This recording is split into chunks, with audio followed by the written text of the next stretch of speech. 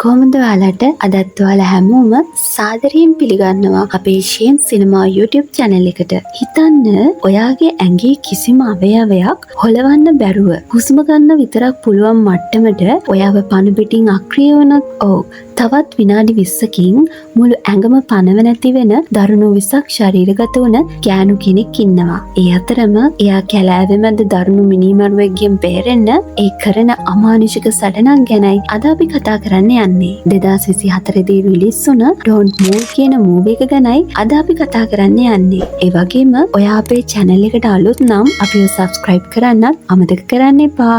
එහෙනම් යමු කතාවට.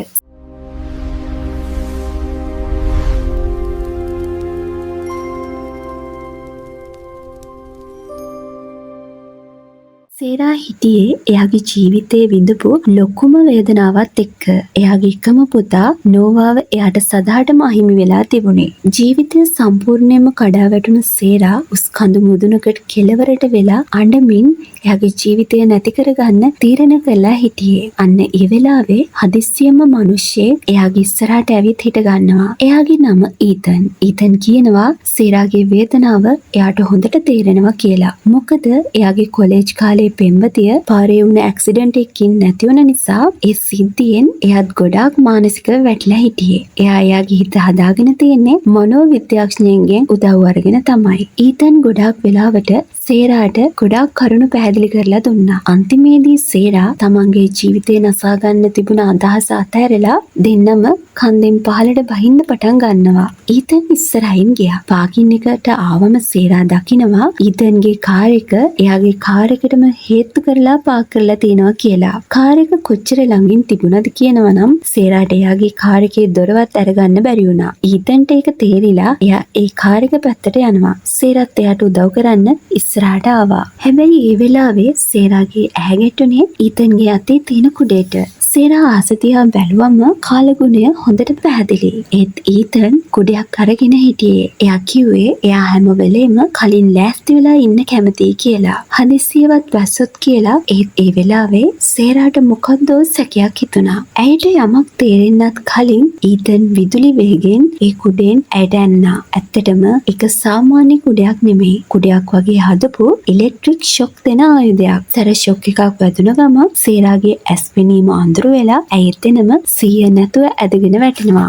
සේරාට සිහිය නැති වුණ ගමන් ඊතන් එයාගේ අත් කකුල් ලනු වලින් තද කරලා බැඳලා එයාව ඇදගෙන ගිහිල්ලා එයාගේ කාර් එකේ පිටිපස්සේ ෂීට් එකේ දාගන්නවා. ටික වෙලාවකට පස්සේ සේරාට සිහිය එනවා. එයා හිමින් එයාගේ අත් කකුල් හොලවන්න උත්සාහ කරත් එයාට කිසිම දෙයක් කරගන්න බැරි වෙනවා. එයා හිතනවා එයාගේ අතේ බැඳලා තියෙන ස්මාර්ට් වොච් එකෙන් කාට හරි මැසේජ් එකක් යවලා උදව්වක් ගන්න. ඒ හැම දෙයක්ම ඊතන් ඉස්සරහා කණ්ණාඩියෙන් බලාගෙන හිටියේ. ඊතන් hina වෙලා මෙහෙම කියනවා. අයියෝ ඔයා බොරු දේවල් වලට උත්සාහ කරන්න එපා. ඔයාගේ ෆෝන් එකයි ඔයාගේ ස්මාර්ට් වොච් එකිනුයි කිසිම වැඩක් වෙන්නේ නැහැ. ඒ හැම දෙයක්ම මම කලින්ම අයින් කරලායි තියෙන්නේ. ඊතන් කියපු විදිහටම ටික වෙලාවකින් සේරාගේ ස්මාර්ට් වොච් එකේ සිග්නල් සේරම නැති වෙලා යනවා. සේරා තමන්ව පාලනය කරගෙන කියනවා මම හදිසියෙම අතුරුදහන් වුණොත් මගේ මහත්තයා මයිකල් අනිවාර්යයෙන්ම පොලිසියට යනවා. ඒ වෙලාවේ ඊතන් කලිසම් සාක්කුවෙන් පුංචි ලියරුවක් අරගෙන hina වෙලා කියනවා සේරාට සර්ප්‍රයිස් එකක් ලෑස්ති කරලා තියෙනවා කියලා. සේරා ඒක දැකපු ගමන් අඳුර ගන්නවා ඒක එයාගේ පුතාගේ නෝවාගේ සෙල්ලම් බඩුවක් කියලා. ඒ ඇස්සේ සේරාගේ අත එයාගේ සාක්කුවේ තියෙන පුංචි නවන පීයක වැදෙනවා. ඒ අවස්ථාවෙන් ප්‍රයෝජන අරගෙන ඊතන්ගේ අවධානය වෙනදකට යොමු කරන්න එයා එක්ක කතා කරන්න පටන් ගත්තා. ඒ අතරේ එයා හොරෙන්ම අර පුංචි පීයෙන් එයාගේ මැණික් කටුවේ බැඳලා තියෙන පටියයි ලණුවයි කපන්න පටන් ගන්නවා. ලණුව කපන්න එයාට ලොකු අවධානයක් දෙන්න වෙනවා. ඊතන්ට පොඩ්ඩක් හරි සැකයක් මතුනොත් ඔක්කොම ඉවරයිනේ. ඒ නිසා සේරා දිගටම එයත් එක්ක කතා කරම ගියා. ලණුව කැපෙන්න ඔන්න මෙන්න තියෙද්දී හදිස්සියෙම ඊතන් ලොකු කරුණාවන්තකමක් පෙන්වමින් ඇගේ සෞඛ්‍ය ගැන අහන්න පටන් ගන්නවා. ඇත්තටම සේරා ගැන කැක්කුමක් තියෙනවා වගේ. හැබැයි සේරා තේරුම් ගත්තා මේ ඔක්කොම එයාගේ විශ්වාසය දිනාගන්න කරන නාට්‍යයක් විතරයි කියලා. සේරා බය වෙන්නේ නැතුව හිමීට ලනුව කැපුවා. ලනුව සම්පූර්ණයෙන්ම බුරුල් වුණ ගමන් සේරා තප්පරයක්වත් අපතේ නෑ. ඊතන් දෙයක් කරන්න කලින් සේරා අතේ තිබුණු පිහිය මුළු හයියෙන්ම යොදලා එයාට අනිනවා. ඊතන් සේරා තමන්ට පිහියෙන් අනින්න හදනවා දැකපු ගමන් පස්සට වුණා. හැබැයි මේ හදිස්සි ප්‍රහාරය නිසා කාර් එකේ පාලනය සම්පූර්ණයෙන්ම නැති වෙනවා. වාහනය පාරෙන් ඉවතට ගිහිල්ලා ඒ අයිනේ තියෙන ලොකු ගහක වැදිලා දෙන්නටම සිහිය නැති වෙනවා. ටික විනාඩියකට පස්සේ ඉස්සෙල්ලාම සිහිය එන්නේ සේරාට. සේරාට සිහිය ආපු ගමන් එයා එක මොහොතක්වත් අපතේ අරින්නේ නැතුව කාර් එකෙන් බැලලා දුවන්න උත්සාහ කරනවා. එතකොටම හදිස්සියෙම කවුරු හරි ඇයි ඉස්සරහට අත දික් කරනවා. සේරා බය වෙලා වහම එයාට ප්‍රතිප්‍රහාර දෙනවා. එයා මුළු ශක්තියම යොදවලා ෂීට් එකේ බෙල්ට් එක ඇදලා ඊතන්ගේ බෙල්ලට තද කරනවා. බෙල්ට් එක කොච්චර තදින් බෙල්ලට හිර වුණාද කියනවනම් ඊතන්ගේ හුස්ම හිර වෙලා එයා දඟලන්න ගන්නවා. මරණීය ඉස්සරහ දැකපු ඊතන් කොහොම හරි ෂීට් එක ඇඩ්ජස්ට් කරන බටන් එක ඔබලා ෂීට් එක එකපාරම පස්සට තල්ලු කරනවා. ඒ ගැස්සිල්ලෙන් ෂීට් එක බුරුල් වෙලා ඊතන් බේරිලා එළියට එනවා. එළියට ආපු ගමන් එයා සේරාගේ කොණ්ඩේ නැගලා එයාගේ පැත්තට අරන් තල්ලු කරලා ආයෙත් ෂීට් එකටම දාගන්නවා. මේ පොරබැදීම් අතරතුර සේරාගේ ඇස ගැටුණු කාර් එක ඇතුලේ තියෙන උල් ආයුධයකට අවස්ථාව ආපු ගමන් ඇය ඒක අරගෙන මුළු ශක්තියෙන්ම ඊතන්ගේ ඇඟට ඇන්නා. ඇනපු ගමන් සේරා වහම කාර් එකෙන් එළියට පනිනවා. කාර් එක යටින් බලද්දී එය දැක්කා ඊතන් තවමත් වේදනාවෙන් දඟලනවා කියලා. සේරා ඉක්මනට සාක්කුවෙන් පුංචි පිය අරගෙන කකුල් වල බැඳලා තියෙන ලණු කපලා දානවා. හැබැයි ඊළඟ මොහොතේ ඊතන් ආයෙත් ඇයි පැත්තට එන්න ගත්තා. වෙන කරන්න දෙයක් නැති තැන සේරා පිය ඉස්සරහට දික් කළා කියනවා තව එක අඩියක් හරි ඉස්සරහට ආවොත් මේ පියෙන් අනිනවා කියලා. හැබැයි පාළු කැලෑව ඇතුලේ ශක්තිය අතින් ඊතන් ඇයට වඩා ගොඩාක් බලවත්. ඊතන් hina වෙලා කියනවා ඔයා ටික වෙලාවකට කලින් ඔයාට ඕන උනේ මැරෙන්න. දැන් ජීවිතේ බේරගන්න පොරබදිනවද කියලා. සේරා ඒ කතාවලට රැවටුනේ නැහැ. ඇගේ ඇස හදිස්සියෙම ගැහුණා. ඊතන්ගේ අතේ තියෙන සිරින්ජර් එකකට. ඒක දැකලා ඇයි බය වෙලා අහනවා ඔයා මට මොකද කළේ කියලා. ඊතන් හරිම නිශ්ශබ්දව කියනවා බය වෙන්න එපා. මේක ඔයාගේ පේශිවල ක්‍රියාකාරීත්වය හෙමින් අක්‍රිය කරන බෙහෙතක් විතරයි කියලා. ඊට පස්සේ ඊතන් මේ බෙහෙත් එක ගැන විස්තර කරන්න ගන්නවා. මිනිත්තු 10කට විතර පස්සේ ඔයාගේ අත් කකුල් හිරිවැටෙන්න පටන් ගනී. ඊට පස්සේ මිනිත්තු 15කට පස්සේ කකුල් වල පාලනය සම්පූර්ණයෙන්ම නැති වෙයි. අන්තිමට මිනිත්තු 3ේදී ඔයාට හුස්ම ගන්නත් අමාරු වෙයි. ඊට පස්සේ මුළු ඇඟම අක්‍රිය වෙනවා. එහෙම කියලා ඊතන් hina වෙලා කියනවා. දැන් තීරණය ඔයාගේ අතේ. මෙතනම පරාජය පාරගෙන නතර වෙනවද නැත්නම් දුවන්න උත්සාහ කරනවද කියලා. සේරා එක තප්පරයක්වත් හිතුවේ නැහැ. එයා මුළු ශක්තියින්ම හැරිලා කෙලින්ම කැලෑව පැත්තට දිව්වා. පිටිපස්සෙන් ඊතන් හරිම හිමින් ඇවිදගෙන එන ගමන් කිව්වා ඔයා කොච්චර හයියෙන් දිව්වත් බෙහෙත ඒ තරම් ඉක්මනට වැඩ කරයි කියලා. හැබැයි සේරා කොච්චර බය වෙලාද හිටියේ කියනවනම් ඒ පස්සවත් බලන්නේ නැතුව ඉස්සරහටම දිව්වා. ගහකොළ පිරුණු කැලෑව ඇතුළට ගිහින් සේරා පිස්සුවෙන් වගේ එළියට යන පාරක් හෙව්වා. එතකොට ඇයට තේරුණා එයාගේ අතේ ඇඟිලි හිමින් හිරිවැටීගෙන එනවා කියලා. වෙන කරන්න දෙයක් නැති තැන ඇයට තප්පර කීපයකට නතර වෙන්න වුණා. අනිත් පැත්තෙන් ඊතන් දිගටම ඇයව ලුව බැඳගෙනම එනවා. එයාගේ සද්දය වුණ ගමන් සේරා ආයෙත් නැගිටලා අමාරුවෙන් ආයෙත් දුවන්න ගන්නවා. දැන් ඇයට වැඩි වෙලාවක් තියෙන්නේ නැහැ. බෙහෙත වැඩ කරන්න පටන් අරන් ඇගේ ජීවිතේ පස්සට ගණන් කිරීමට පටන් ගත්තා. පිටිපස්සෙන් දරුණු ඝාතයකේ ගලු බඳින නිසා සේරාට එක මොහොතක්වත් නතර වෙන්න බය හිතුණා. සේරා කැලෑවේ දර කපන්නන් හදපු පුංචි පාරක් දකිනවා. එයා ඒ පාරේ ඉස්සරහටම ගියා. හිමින් එයාගේ කකුල් සම්පූර්ණයෙන්ම වගේ හිරිවැටිලා තිබුණේ. හුස්ම ගන්නත් අමාරු වුණා. දිගටම දුවපු නිසා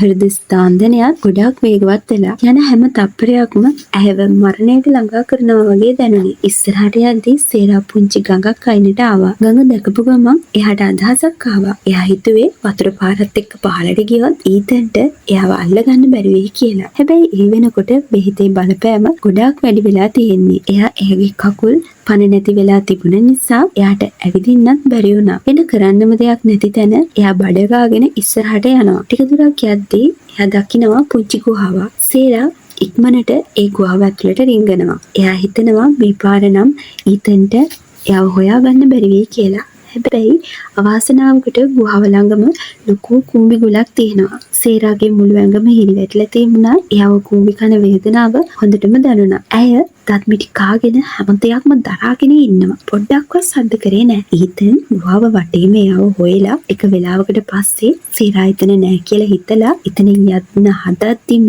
කුඹි කන වේදනාවෙන් සේරාගේ කටින් පුංචි කෑ ගැසීමක් පිට වෙනවා. ඊතන් එකපාරටම නවතිනවා.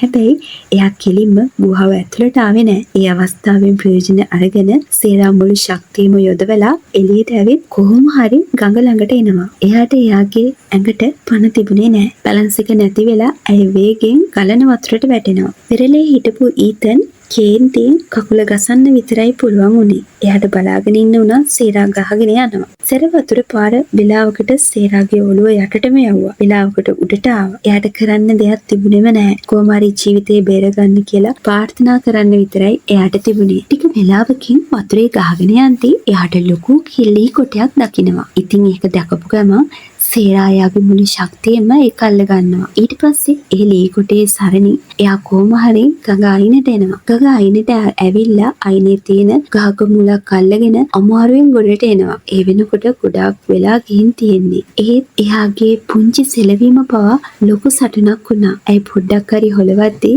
ඇගේ බර හුස්ම ඇයට දැනුණා. එයා පැත්තට හැරිලා ටිකක් විවේක ගන්න හැදුවත් එකපාරටම එයාගේ මුළු ඇඟම එක තැන තද වුණා. දැන් ඇයට පොඩ්ඩක් හෙලවෙන්න බෑ. වෙන කරන්න දෙයක් නැති තැන සේරා තනකොළ උඩ පැත්තට හැරිලා බලාගෙන හිටියා. එතකොටම එයාගේ ස්මාර්ට් වොච් එකේ ටයිමර් එක ඉවර වෙලා ඔරලෝසුව හයියෙන් බීප් වෙන්න පටන් ගන්නවා. මේක තමයි ඇගේ අන්තිම බලාපොරොත්තු වුණේ. එයා කලින්ම මේ එලාම් එක සෙට් කළේ කවුරු හරි ඒ අසලින් ගියොත් මේ සද්දෙට එයාව දකී කියලා. ඇගේ ප්‍රාර්ථනාව ඉෂ්ට වුණා වගේ ටික වෙලාවකින් එයා යන ඈතින් යන අඳුරු ඡායාවක් දැක්කා. කවුරු හරි යන ඡායාවක්. ඇත්තටම කවුරු හරි ඇය පැත්තට ආවා. හැබැයි දැන් සේරාගේ ඇඟේ කිසිම කොටසක් වැඩ කරන්නේ නැහැ. ඇය ඇස් වලින් බලන්නයි කන් වලින් අහන්නයි විතරයි පුළුවන් උනේ. හදිස්සියෙම ළඟින් තනකොළ කපන මැෂින් එක සද්දයක් ඇහෙනවා. සේරා බාහිරම ඇස් දෙක පියා ගන්නවා. ඇය දෙවියන්ගෙන් ඉල්ලුවේ කවුරු හරි ඇයව දකින්න කියලා. එතකොටම මැෂින් එකේ සද්දේ නැවතුණා. වෝල්ටර් කියන වයසක මිනිස්සයා බිම වැටිලා හිටපු සේරාව දැකලා තියෙන්නේ. එයා වහම දුවගෙන ඇවිත් එයාගෙන් ඇහුවා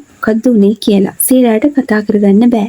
ඇය ඇස් වලින් ඇගේ මූණේ ඉරියව් වලින් එයාට තේරුම් කරන්න හැදුවත් එයා කරදරයක ඉන්නේ කියලා. වෝල්ටර් පරක්කු කළේ නෑ. එයාම වහම එයාගේ අත් කරත්තේ අරගෙන ඇවිත් සේරාව පරිස්සමින් ඒකට තියාගෙන ගෙදරට අරගෙන යනවා. ගෙදරට ගිය ගමන් වෝල්ටර් පොලිසියට කතා කරන්න හදනවා. එයා එමර්ජන්සි නම්බර් එක ඩයල් කරන්න ෆෝන් එක ගනිද්දිම හදිස්සියෙම එළියෙන් කවුරු හරි තදින් දොරට තට්ටු කරන්න පටන් ගන්නවා. සේරාට තේරුණා එළියේ ඉන්නේ ඊතන් කියලා. ඇයට කතා කරන්න බැරි නිසා ඇය ඇස් ගසමින් වෝල්ටර්ට දොර අරින්න එපා කියලා සලකුණු කරා. වෝල්ටර් ටිකක් අන්දමන්දත් වුණා. ඊට පස්සේ එයා සේරාව ඉක්මනට හංගලා ගිහින් දොර ඇරියා. සේරා හිතපු විදිහටම එළියේ හිටියේ ඊතන්. එයා බය වෙලා වගේ රංගපාමින් වෝල්ටර්කින් ඇහුවා එයාගේ නෝනව දැක්කද කියලා. ඊට පස්සේ එයා සේරාගේ පෙනුම විස්තර කරලා බොරු කතාවක් කිව්වා. දෙන්නම වීකන්ඩ් එකේ කැම්ප් එකකට ඇවිල්ලා පාරේදී ඇක්සිඩන්ට් වුණා කියලා තමයි එයා කියන්නේ. එයාට සිහියෙද්දී නෝනා නැහැ කියලා එයා හොයනවා.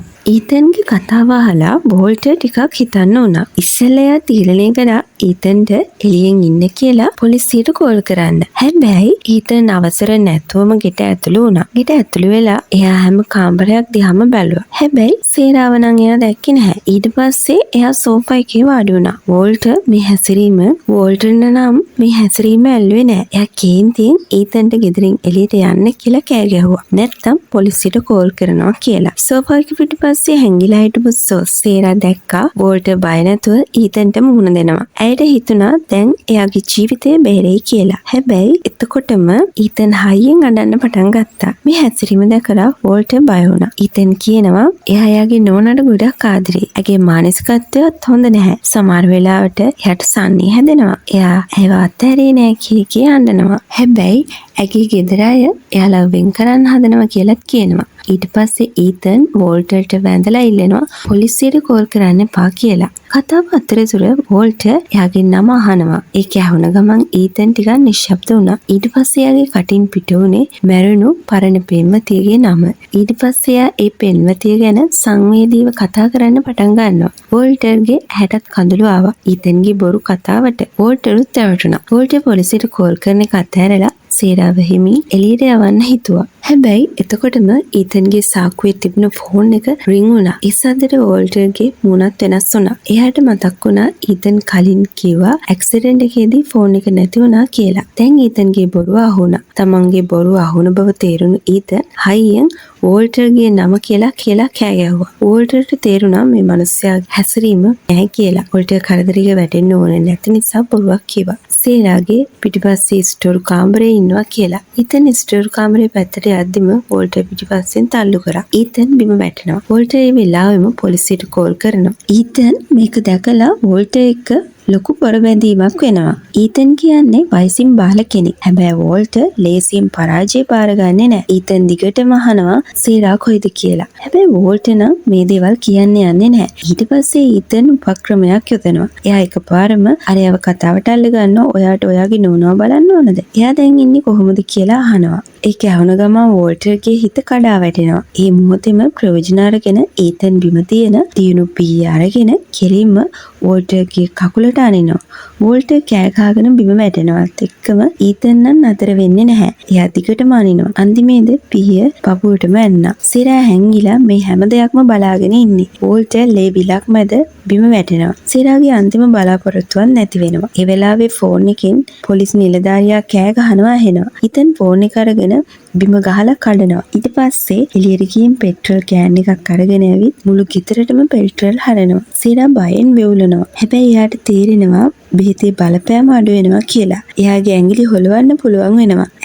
හිමින් ඇඟිලි වලින් බිමට තට්ටු කරලා සද්දයක් එන්න. ඊතන් මේ සද්දේ ඇහුණත් එයා හිතුවේ පෙට්‍රල් බින්දු වැටෙන සද්ද කියලා. ඊට පස්සේ ඊතන් ගෙදරට ගිනි තියනවා. ගින්න වේගෙන් පැතිරෙනවා. සේරා මුළු ශක්තියෙන් ඇඟ හොලවන්න හැදුවත් එයාට අමුවෙන් ගිනිගෙන මැරෙන්න ඕන නැති නිසා එයාගේ ඇහි ගහන්නේ ජනෙලේ රෙදිපටියට. එයා අමාරුවෙන් ඒක අතිනවා. එළියේ හිටපු ඊතන් කාර් එක ස්ටාර්ට් කරන්න හැදුවත් කාර් එක ස්ටාර්ට් වෙන්නේ නැහැ.